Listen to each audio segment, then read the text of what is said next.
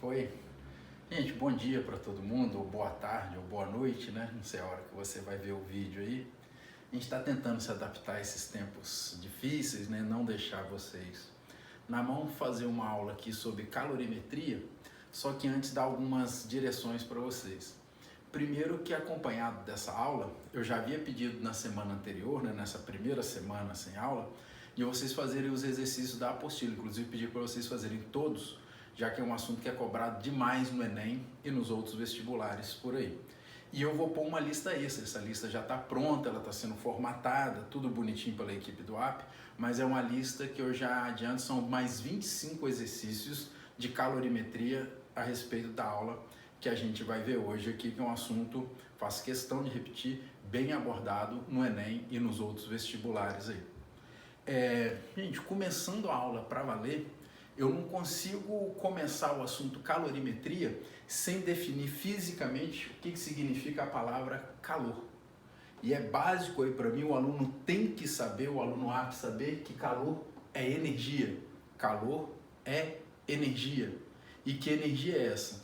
Uma energia térmica em trânsito que espontaneamente passa do corpo de maior para o corpo de menor temperatura.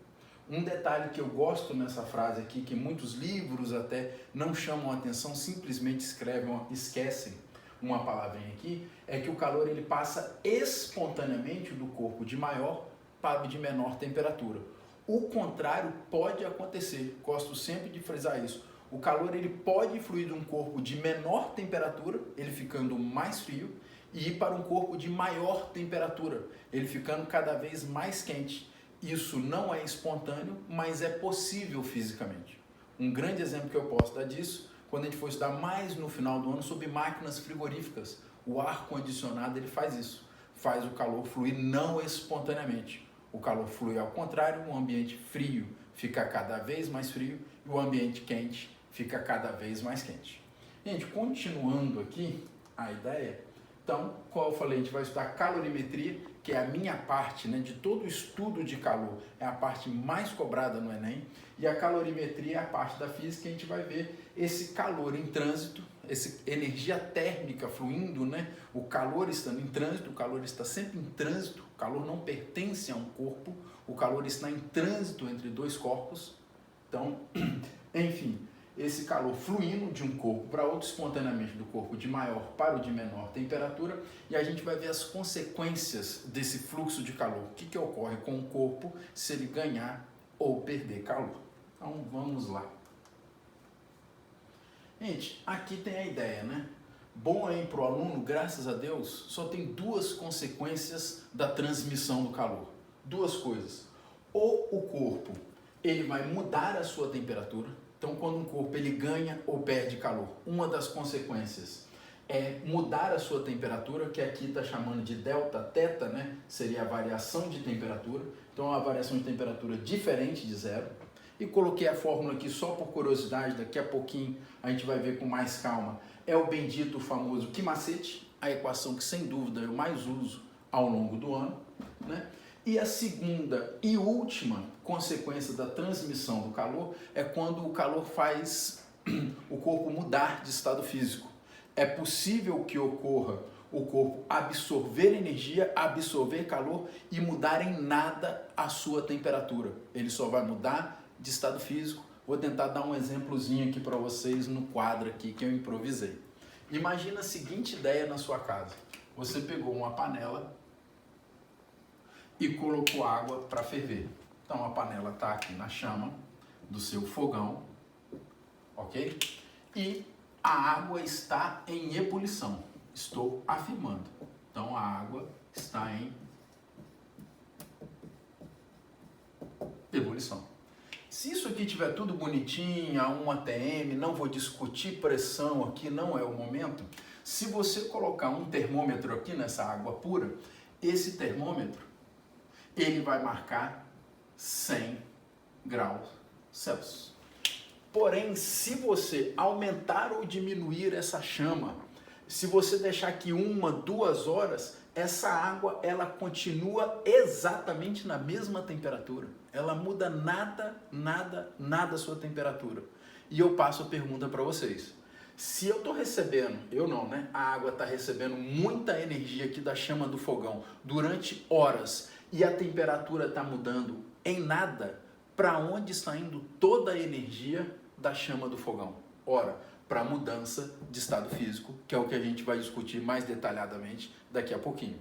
Então, resumindo, a energia térmica, o calor que é a energia térmica em trânsito, o corpo vai usar de duas maneiras, ou para mudar de temperatura ou para mudar de estado físico. Então o objetivo a partir de agora é com muito carinho discutir cada uma delas. Vamos lá. Gente, antes de mais nada falar das unidades, né?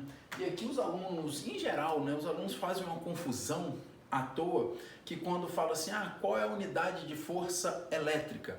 O aluno para pensar, qual é a unidade de força gravitacional? O aluno para pensar, ei, você não precisa parar para pensar. Força é força. E toda força deve ser marcada em Newton. A mesma ideia aqui, energia. Se no início da aula eu falei que é o básico, você é obrigado a saber que calor é energia, quando eu te pergunto qual é a unidade de calor, ou seja, eu estou te perguntando qual a unidade de energia. E a unidade de energia no sistema internacional é o Joule. Então, a unidade de energia de calor é o Joule. Só que tem um belo porém aqui. É pouco usado, é do sistema internacional, mas é pouco usado marcar o calor em Joule, é mais usado a caloria, que é o que a gente está acostumado a falar dos alimentos, e aqui faço questão até de pôr no quadro aqui para mostrar melhor, que a gente vai usar bastante. Pessoal, eu sou obrigado a decorar esse número? Não, não é. Mas de tanto a gente usar, você vai decorar. Quem já não sabe, né? A maioria dos alunos acho que já sabe esse número que eu vou expor aqui no quadro agora, que é o seguinte. Sempre que eu falar, por exemplo, que eu comi 1 caloria, na verdade aqui tem um número exato, 4,18, mas matematicamente um saco trabalhar com esse número. Então o que as questões fazem? Trabalham com o número, a maioria das vezes, 4,2 joules. Ou então algumas questões, que é o que eu mais gosto, vocês vão gostar também, às vezes a questão trabalha que 1 caloria é igual a 4 joules. Aí o aluno pode estar se perguntando aí, professor, eu vou trabalhar que 1 caloria é 4,18, 4,2 ou 4? Vocês vão trabalhar com qual? O que a questão mandar. A questão te dá o valor e você obedece. A maioria das vezes é usado esse aqui de cima, já adianto para vocês, que 1 caloria é igual a 4,2 joules. Gente, continuando aqui,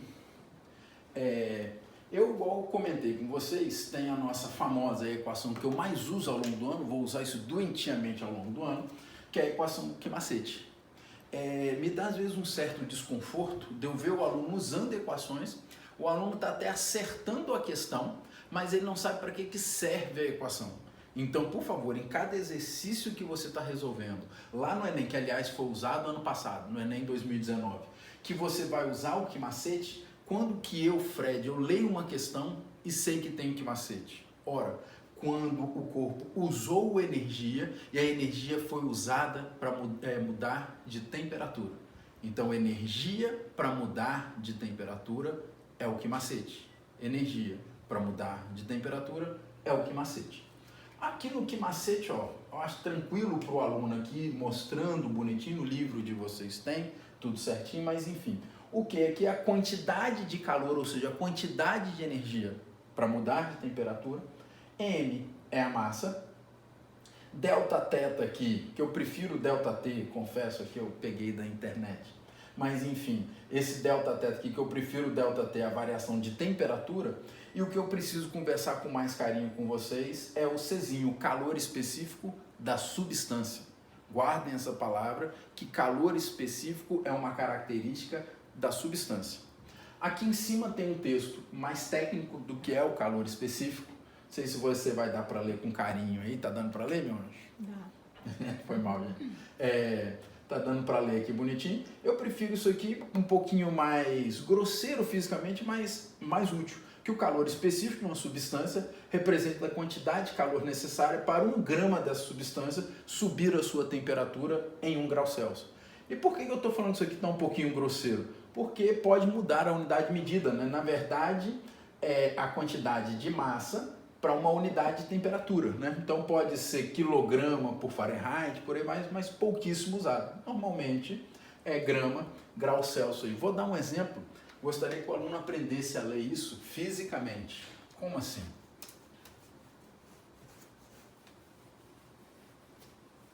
Imagina, eu vou pôr valores aqui que eu sei de cor, óbvio que você não tem que decorar isso, mas um aqui é muito fácil e acaba decorando, muito simples, né? O calor específico da água no estado líquido, cuidado que toda substância, se ela muda de estado físico, ela muda o seu calor específico. Você não tem que saber o valor de cada um, mas tem que saber que muda.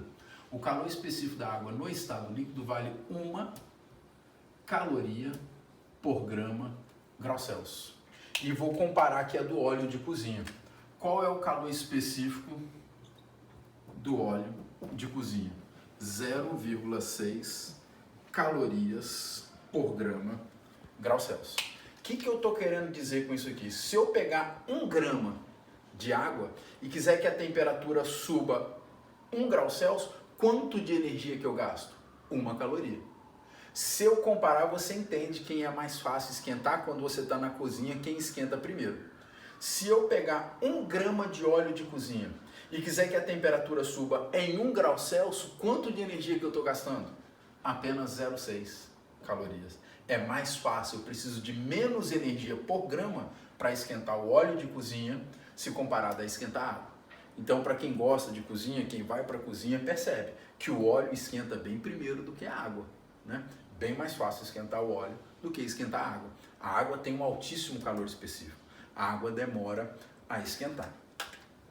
Gente, continuando aqui, eu acho que tem uma tabela aqui agora de valores de calor específico, né? Igual, o que eu chamei a atenção ali, bem bacana que está aqui agora, ó. O calor específico você não tem que gravar, só de curiosidade, você apenas tem que saber que é diferente. O calor específico da água, a gente fala que é 1, ok? Mas olha o calor específico aqui do gelo, bem diferente, e olha o calor específico daqui da água no estado em vapor, também bem diferente. Então o calor específico da substância muda se ela mudou de estado físico, ok? Show de bola? Isso é um índice, né? Saber se aquela substância consegue absorver mais ou menos energia por unidade de massa, normalmente por grama daquela substância. Mas no sistema internacional, aliás, já ia esquecendo, aqui é comum, né? Porque isso aqui, vou criar um nome aqui agora, o caloria por grama grau Celsius é mais usual. Só que alguns exercícios, em especial quando mistura com eletricidade, eu tenho que ter essa unidade aqui no sistema internacional. No SI tá apertadinho aqui, tá dando para ver. No sistema internacional. Aí o calor específico, ele vai ter que ser em joule por quilograma, grau Celsius ou Kelvin, né? A variação em Celsius ou em Kelvin é a mesma. Vou pôr em grau Celsius aqui, que é o que a gente está acostumado, traz maior conforto para a gente, por grau Celsius. Então o desafio que eu quero de vocês aqui, eu vou precisar em várias questões, é passar de caloria por grama grau Celsius e eu caminhar, deixa eu abrir um espacinho aqui, eu transformar isso para joule, quilograma grau Celsius ou quilograma Kelvin, como eu disse, dá no mesmo. Se eu usar o valor mais comum, que 1 caloria igual a 4,2 joules, vai dar isso aqui, ó. Eu passando daqui para cá, eu multiplico por 4.200. Então, pegando esse número famoso aqui que se usa pra caramba nos exercícios, o calor específico da água, vou usar em vários exercícios e vocês vão ver. Por favor, não esqueçam disso. O calor específico da água no sistema internacional vai dar, não esse aqui, vai ser de 4.200 joules quilograma grau Celsius. Dá para ver melhor ali agora? Show! Então, cuidado com isso aqui. Esse calor específico aqui a gente usa muito em caloria grama grau Celsius, mas o sistema internacional é joule quilograma grau Celsius. Legal? Bacana? Gente, vamos